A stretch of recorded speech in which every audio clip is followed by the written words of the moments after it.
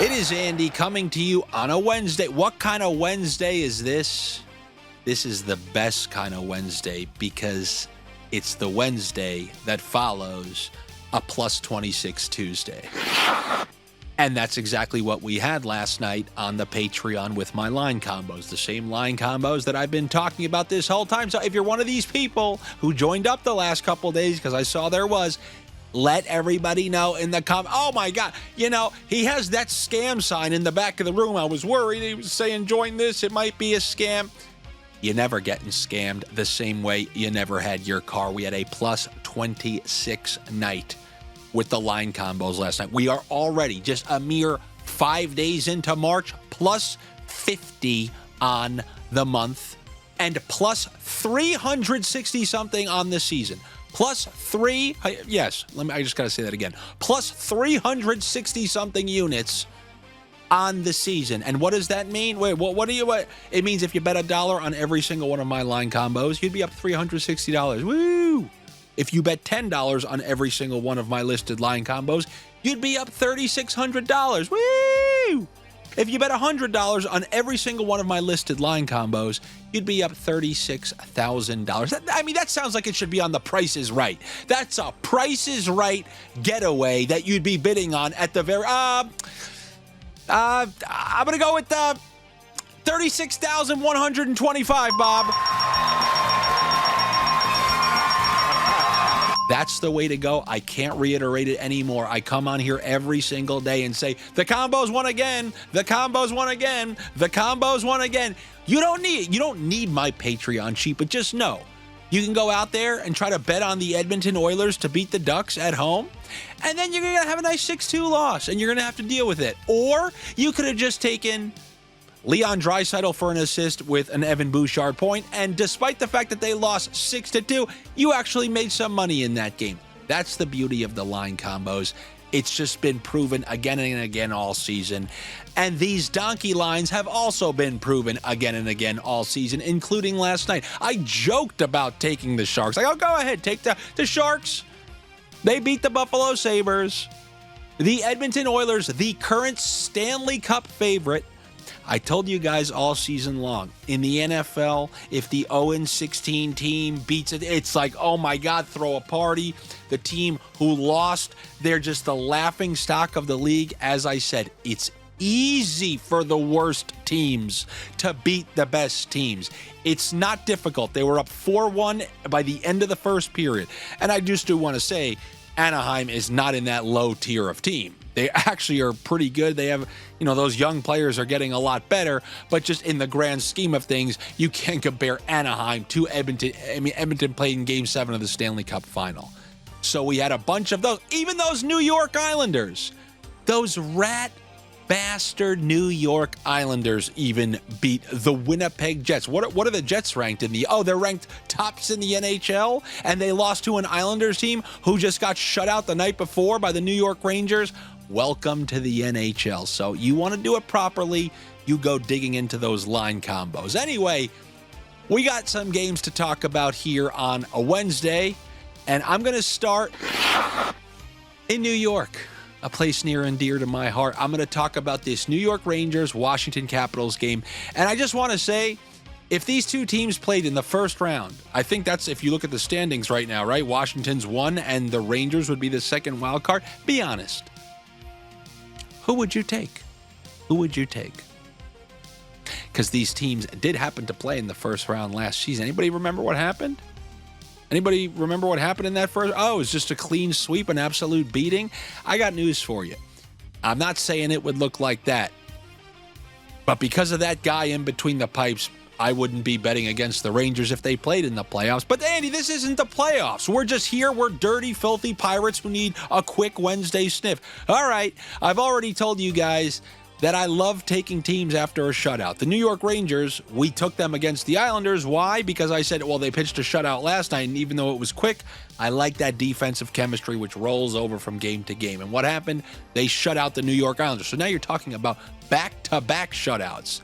If I like betting on a team after a shutout, what do you think if they go back-to-back shutouts? Now you're just nursing that scoreless streak. Now it's in everybody's head. We haven't conceded a goal in X amount of minutes. And I really think that carries into this game. And like Shark Tank, and for that reason, I'm in on the New York Rangers beating the Washington Capitals. They are underdogs. You can get them at plus money, but coming off back-to-back shutouts, I like what they're doing from a defensive standpoint, even if that defensive standpoint means allowing Igor Shesterkin to bail you out once or twice, because when he gets his confidence going, we know how good he is in games that matter. He's the best playoff goalie in the league, assuming Vasilevsky can't refine the form from like 3-4 years ago. But these last couple years of Shesterkin, you will not see anybody better down the stretch and in the games that matter. Regardless, if I think that they're going to hold down the Washington Capitals because of these back-to-back shutouts, then I find it unlikely the Capitals are going to get to 3 goals. So while their team total is listed at 3.5, that's not even enough for me. I'm going to go under 2.5 goals in the plus money for the Washington Capitals. Is that even enough? That's not even enough. I'm going to go with the guy everybody roots for. Every single bet on this man is an over. And just like kind of how my whole life is constructed, when I just see a bunch of bumper-to-bumper traffic on one side of the highway, I like to be that guy laughing, going against traffic the other way. And that's what I'm going to be doing. I'm going to be taking the under 0.5 point on Alex Ovechkin, even though it means I will have to probably sweat for a full 3 minutes if they happen to be leading and he's trying to snake that empty net goal, which obviously he's trying to do here down the stretch. But I'm going to go with that under 0.5 point on Alex Ovechkin. But all kidding aside, this all stems from the Rangers having those back-to-back shutouts and Igor Shesterkin potentially finding the form that's won him a Vezina in the past. So I'll take an assortment of Rangers bets there. But I opened up this video talking about how if you want to be profitable in the NHL, throw out every front page bet there is. You don't have to do over under this. You don't have to do money line this. It's all in the line combo. So let me spit some out to you because this is a smaller slate. We have the Chicago Blackhawks hosting the Ottawa Senators. And these Blackhawks, believe it or not, I think they've scored like 20 goals in their last 3 games. Raking them up. Everybody's just piling up points I swear to you, they've scored, I think, almost 20 goals in 3 games. And do you know how many points Connor Bedard has? 0. It's almost impossible.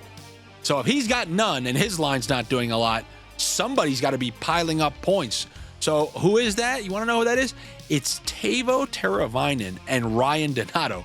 These guys are just piling up points. And you would think, okay, well, the guys piling up points, they've kind of probably eclipsed Connor Bedard in the prices and whatnot. No, they're still lingering in the minus 120s. You give me both of those guys for a point each, that's plus 190 in a home game against the Ottawa Senators after scoring like 5 or 6 against the LA Kings. So while they're in this offensive groove, I don't mind kind of getting behind them and, riding those coattails, hopefully to another cash with that line combo. And then on the other side, we're not going to neglect the Ottawa Senators. Let's take 2 first-line players. Let's take Stützle and Claude Giroux, both for a point. That's plus 120.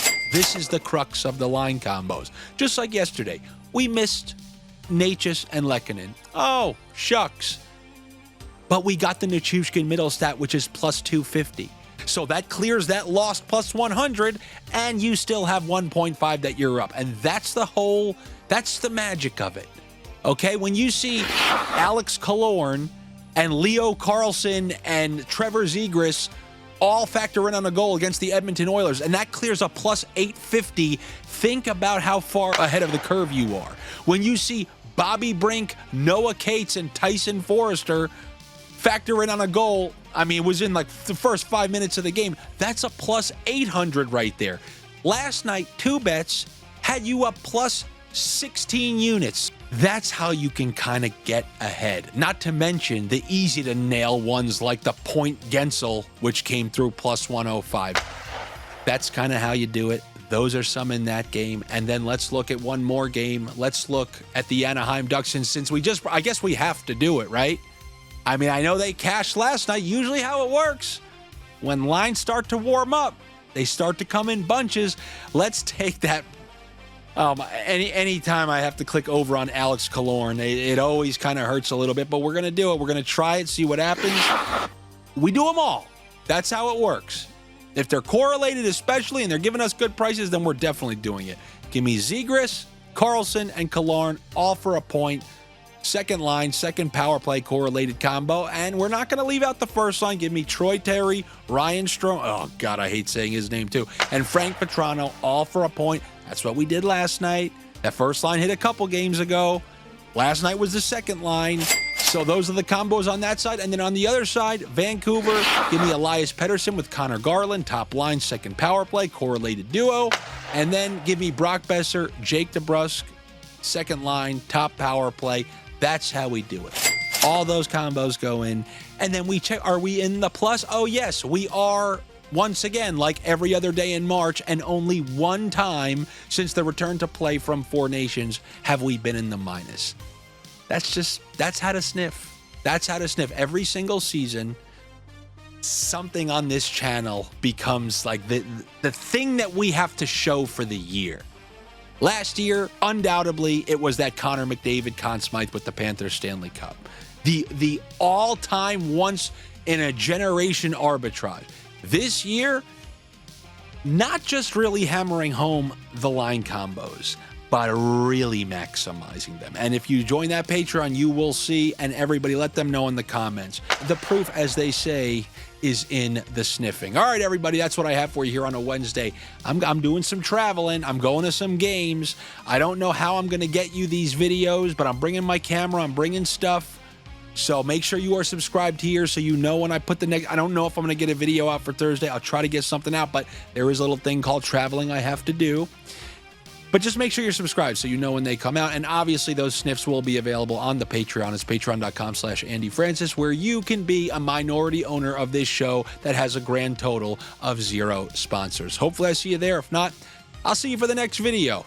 Take it easy. Hey, this is John Butchergross from ESPN reminding you to like, comment, subscribe, because Andy clearly isn't going to do it.